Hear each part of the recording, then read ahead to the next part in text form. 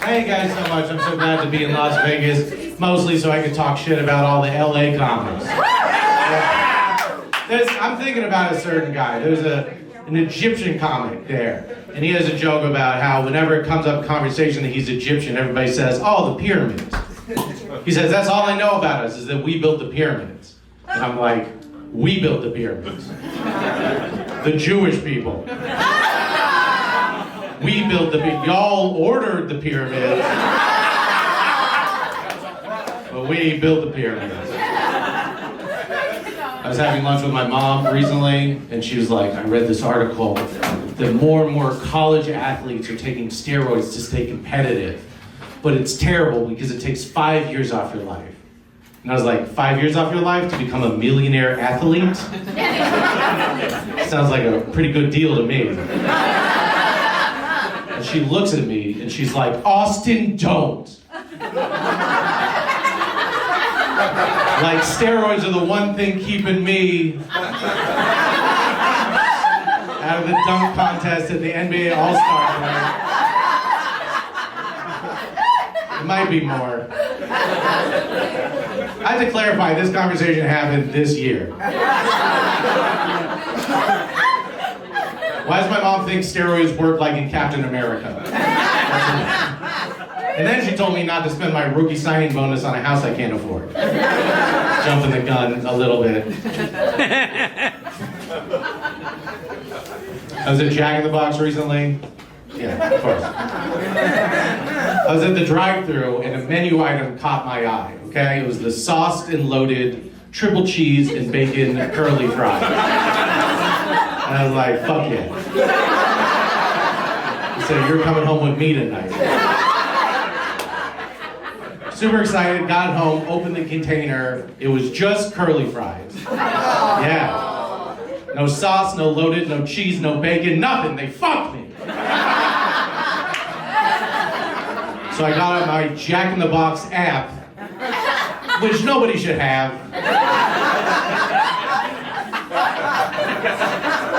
And I went down to report a problem. They're like, "Was there an issue with your order?" "You bet there was, Jack in the Box. I didn't get my cheese or bacon." And I sent it. I get an email the next day. They said, "Dear Austin Silver," that's me, that's my name. They got that right. They said, "We are sorry that you did not receive your order of sauced and loaded triple cheese and bacon curly fries." And I was like, "Don't say the full name of the item that I ordered, please." You don't have to. Doesn't that sound passive aggressive? To say the full Christian name of the thing. What are you, my doctor? I know what the ingredients are, okay? Like I said, it sounds passive aggressive to say the full thing. It sounds like there was another adjective at the beginning of the item, right? "We're so sorry that you didn't get your precious. We're so sorry that you didn't get your fucking sauce and loaded triple cheese." Like I'm a kid. Like I'm a child. "We're sorry that you did not get the correct color Power Ranger you wanted." They said, "Your feedback has been submitted to the Jack in the Box." I'm like, whoa, whoa, whoa. First of all, I'm not a snitch. I just want my cheese and bacon. Secondly, I got a real problem with the word feedback. Feedback is your opinion. Too much cheese, not enough cheese. Too much bacon, not enough cheese. No! There was no cheese or bacon. It is not an opinion, it is a certitude. They said, "We want to make this right. We want to make this right." So we always want to make sure that you get the correct exact poison that you order at Jack in the Box. So take this email to the Jack in the Box and show it to them, and we will give you one complimentary order of sauced and loaded triple cheese and bacon curly fries. Say it again, Jack in the Box. Also, you can't just buy me off, okay? You ruined my night. I'm not gonna, and they're like, "And a free drink." And I'm like, "You win this round, Jack in the Box." That was an email though, right? Like I've been face to, like tell me, have you guys ever been to like a Starbucks or like a fast food place and the employees stop having fun immediately right when you walk in? They're in like a fantastic conversation and they treat you like you came to a party that you weren't invited to. They're in the middle of the best story, right? They're like, and then Ricky said, can I help you? Like, damn, you didn't bring any of the energy from this conversation into this transaction. That's fucked up. I'm cool. We could talk. They ring me up, they're like, all right, a number 3 combo, will that be all? No. Tell me what Ricky said. I want to know. I'm doing comedy for a while, so that means I worked a bunch of food service jobs, you know. I've been on both sides of the bad customer service. Like I was reading a magazine and a Pennzoil ad came up. And they were like, get an engine oil that works as hard as you do. And I was like, I'm not getting that shit.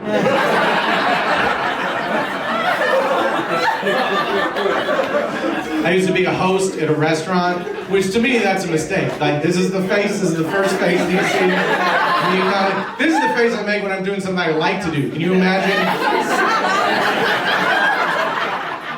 I was a host at a restaurant and we're on a wait list one night, right? And this woman comes back up to the podium after I'd already talked to her. And she said, let me ask you a question. How do you usually greet your guests? Because I feel like you greeted the other party differently than you greeted me. And I don't know if it's because I'm black or if it's because I'm a woman, but I wanted to let you know that I felt very disrespected. And I was like, can't I just be bad at my job?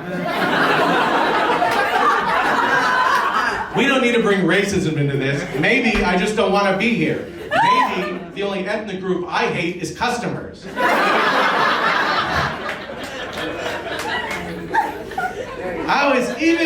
I've been interviewing forever. I still can't get the questions right. Still can't get them right. Like, what's your biggest weakness? I'm ticklish.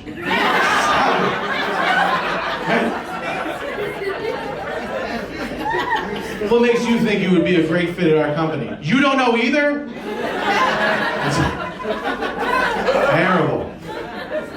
I always looked at all the like Monster and all that stuff. This is my question though. How come there's so many ads for unarmed security guards? What happened to the last guy? Is it because you tried to stop crime without a weapon? When you're an unarmed security guard, your only weapon is your personality. Stop! Quit! It's like the wait till your father gets home of police.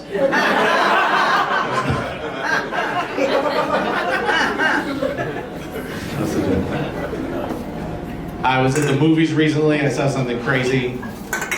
I saw a pair of fat identical twins. All right, you guys aren't on board. That's cool. Right at first, right when you hear it, you're like, of course they're both fat, they're identical. But here's the thing, you only start out identical. All the rest, that's up to you. I'm just wondering how they managed to stay fat in tandem. Like, how do they do it? They work the same job, just a desk job, right? No one ever had to work through lunch. They go home, they live in the same house, they say, you know what I feel like for dinner? Hell yeah. They split a pizza. Like, how? I know I'm fat, okay? Tinder told me so. But I guarantee you, if I had an identical twin the same size as me, I wouldn't be fat anymore. Because I don't even love looking in the mirror. I cannot imagine having a walking 3D model of my fat ass follow me everywhere. I can't imagine me sitting across from me eating a meatball sub. You get it? That'd be like watching a documentary about how I got fat. Change the channel. You know who's great at marketing? I'm going to tell you. You know who's great at marketing? Red Bull is fantastic at marketing. I love Red Bull. Had one today. Whenever I think of extreme sports, I think of Red Bull, right? Don't you? Like, whenever I think of a guy doing tricks on a bicycle, I think of Red Bull. They got the branding down perfectly. The X Games, sponsored by Red Bull. Well, that's cheating though, isn't it? Because it gives you more energy to do the tricks. I would like to see the X Games sponsored by Sleepy Time Tea. Yeah. You gotta drink a cup of tea, eat a full Thanksgiving dinner, and you get in a fight with your girlfriend so you're in your head about it. And now you got a snowboard. You watch that shit all the time. Red Bull gave us the skinny cans. We didn't used to have that shit. It used to be God-fearing 12-ounce American cans. And then they came out, they were like, it's 8.4 ounces, fuck you, we're Austrian. But that reminds me of mankind's craziest invention. You ready? Units of measurement. Yeah. We didn't discover a gram. Someone invented a gram. That shit's crazy. It used to be you're at the marketplace and someone would say, hey, how much wheat is that? I don't know. An ass load. Which is how much a donkey could carry. And said, well, let me buy some. Let me buy some wheat. And they're like, how much do you want? I don't know. A little more. Yeah. A little more. A little more. Like Parmesan and Olive Garden. And then someone invented a gram. Fantastic. I looked it up. Some of you nurses might know this. A gram is 1 cubic centimeter of water. Brilliant. Amazing. Drug dealers all around the world reliant on 1 cubic centimeter of water. But here's the thing, a centimeter, that's length, that's distance. Someone had to invent distance too? That's crazy. It used to be, they'd say, hey, how far to the nearest town? They'd say it's a 2 days ride. That's the best they got. Get on your horse, ride, in 2 days, town. And then some guy with a short horse was like, we can't.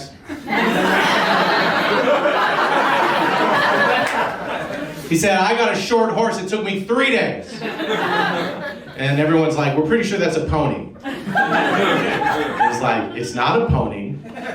Ponies are for kids. I have a short horse, we gotta fix it. All right, stop yelling. Okay, we'll fit. You, young man in the back, come here. What's your name? Miles? Okay, Miles, listen, this is what I want you to do. I want you to walk in that direction down the trail to the town for 10 minutes. And at the end of 10 minutes, I want you to put down a marker. And from right here in the village square to that marker, that'll be a unit. We'll think of the name later. And he's like, 10 minutes? And they're like, 10 minutes. He's like, okay, cool. What's a minute? And that's when they realized they forgot to invent time. It's a measurement joke. I got all three. I just got out of a relationship. Every comedian is either getting into or coming out of a relationship. It helps the narrative.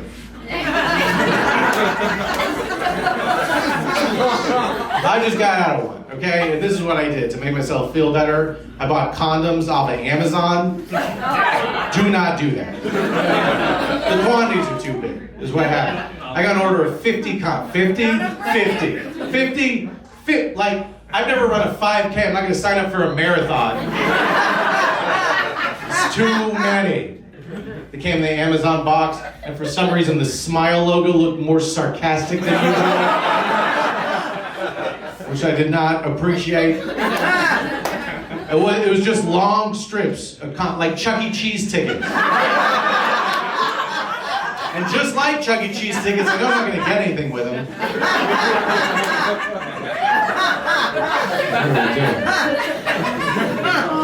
Three, that was the number that I needed. And that includes the one you put on backwards by accident the first time you had to throw it away.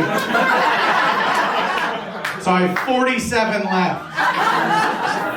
It's too many. It's very embarrassing. Here's another embarrassing thing. During the lockdown, I was cleaning out my closet, and I came upon these nice shirts that I had gotten too fat for. And I said, this is a wake-up call. I'm going to eat right, I'm going to work out, I'm going to be able to fit in these shirts again. And it's been 3 years, and I still cannot. But I still have the shirts. They're just in my closet, just hanging there, not doing anybody any good, just gathering dust. And every once in a while, I'll go in there and I'll see the shirts and I'll feel bad about myself. And I know that's the exact same thing that's going to happen with the condoms. This story ends with me donating 47 condoms to Goodwill. It's not a happy story, but it's a true story. My ex-girlfriend, she told me at one point that she's attracted to other women, so I suggested a threesome because you never stop dreaming. She said no. Obviously she said no. I wouldn't be here. I would just be at home remembering it. This is the reason she said no. She said, I feel like someone would be left out. I was like, me, it's fine. Have you ever been moving a couch with someone else and there's one guy in the middle just holding it? And he's not even supporting any weight, but you let him do it because he feels good about it. I'll be that guy. I just want to touch a titty every once in a while. Thank you guys so much. My name's Austin.